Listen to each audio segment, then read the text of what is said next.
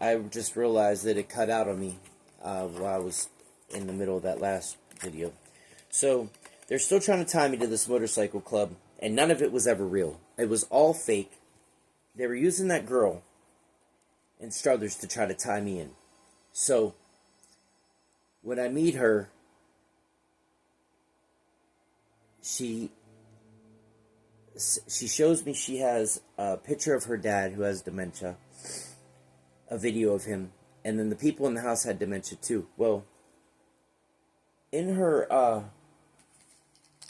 in my phone is all of a sudden, under her contact, was a picture of her with her dad, and then a back piece of somebody's tattoo on their back that was the motorcycle, the Outlaw Club Motorcycle Club.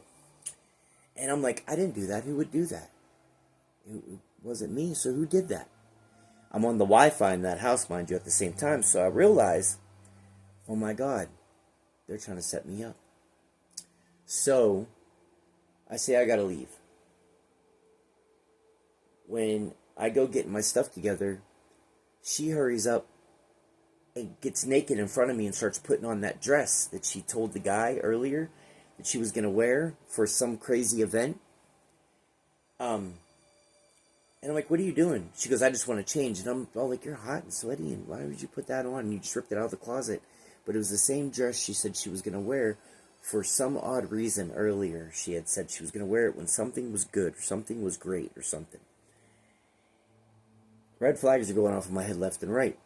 So she's like, I'll walk you out. I said, no, you won't. You're not walking me out. You're staying right here. No, I insist I'm walking you out. I said, you're not walking me out. I don't need walked out. You stay right here, Autumn. Stay here. I'm going to walk myself out. Thank you. I made her, too. I actually had to watch her stand there, looking like a sad, lost puppy dog as I walked out this door. I have this on video, too. I get in my car, and I said, see, I'm okay. I'm good. She looks right at me through the screen door, and she goes, you are good now. You're good. And at first, I wondered what she meant by that, but because she didn't walk me out of the house, what they were doing was they were using this house as a setup scene. They were going to bust it. Crystal meth was going to be in there. They were going to bust me in this house, however way, I don't know yet, but I don't know if she was going to plant something in my car for a later event. I don't know. I also told her not to bring drugs in my car. And when I gave her a ride, I found a crystal meth pipe in her bag. And I'm like, what are you doing with that? I literally told you to leave everything home. But regardless, I had a feeling it was a setup and I was right. They're setting me up now to make their story to make their narrative fit for what they did. They tried to create a life around me that didn't exist. They were telling all their friends. And that's what bothers me the most too is I've asked for internal investigations to get done. I've written statements to FBI complaints. I get nothing back except for they just send me some thing in my email saying that anything I said can't be used because everything's been destroyed because it was all confidential. I'm like, you gotta be kidding me. But at the same time, they run a whole other operation on me and try to get me to look like they were trying to get me to look in 2020. So, they were gonna, when they got busted, here's what I think. I think they were going to use prostitution. Because she had to walk every guy out of the house that she was having come over while I was there. And she insisted she walk them out too. It was going to look like prostitution. She was going to make me look like I was her pimp, her boyfriend. That's what they were planning on doing. That's what I mean. They planned this out. They actually strategically planned this out. That's how sick and demented they are. They don't have no regard for human life. They don't. The people involved in this don't. They need their story to work so bad, their narrative to fit so much, because of the information that I hold, the knowledge that I now have about it. They need it to look the way that they had it looking, so that I could no way go through with the way that I wanted to go through with things here. And I just want the truth to come out. I just want full transparency so that everybody can see what was really happening compared to what they said was happening. I was never in any type of gang, except for what they created and made me in. Jody was just a drug addict. Like I said, I don't want to say anything bad about the man, but I have nothing good to say about him. He made a simple post saying that he was starting a motorcycle club. That's all it was. And they used that to make me look like I was the vice president of a motorcycle club, because their whole insane clown posse gang thing wasn't quite working out for them. One, I stopped listening to the music years ago, and I just had no type of any kind of affiliation with it. So they couldn't use that anymore, so they jumped right onto Jody's, which is another sickening thing. It means I know they've been watching me for over a decade, 15 plus years. Every little thing, every move I made, every little thing I did, they watched and waited for their moment to come after me. They've stalked me, they've terrorized me, they've harassed me.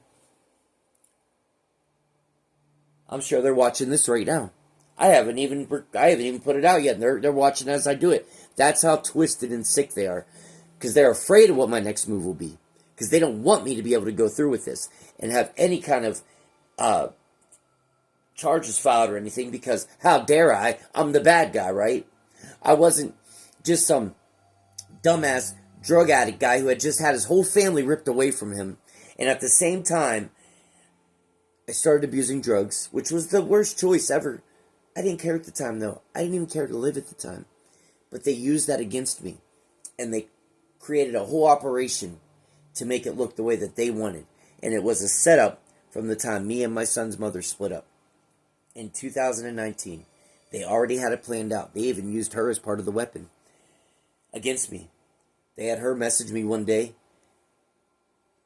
tell me I could come see the kids, and then right before I get there, she says, "You're not seeing the fucking kids. We're fighting when you get here." I said, "What do you mean we're fighting when I get there?" When I got there, she had cornered me in the garage and was in nothing but like a bodysuit type deal, and was saying all kinds of racial slurs and stuff like that to try to get me amped up to do something to her. And I had no reason. I didn't want to do anything to her.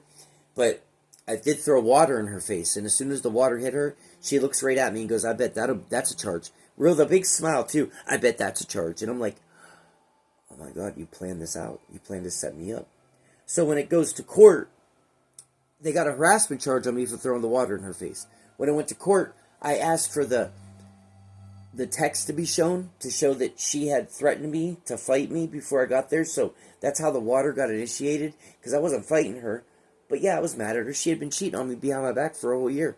So I threw water in her face. Water! Water! They wouldn't let the text messages be shown. And now I know why. Because there would have been so much in there to show that somebody else was in my phone, not just me. These people they're sick, man. They use their badge as a tool to come after me personally, because they know me personally, and they personally don't like me, and I personally could give a fuck less at this point. They didn't care if I lived or died. They even tried to kill me. Anyways, that girl, when I left her house that day, I come back to my house before I go to work, because I actually did have to go to work.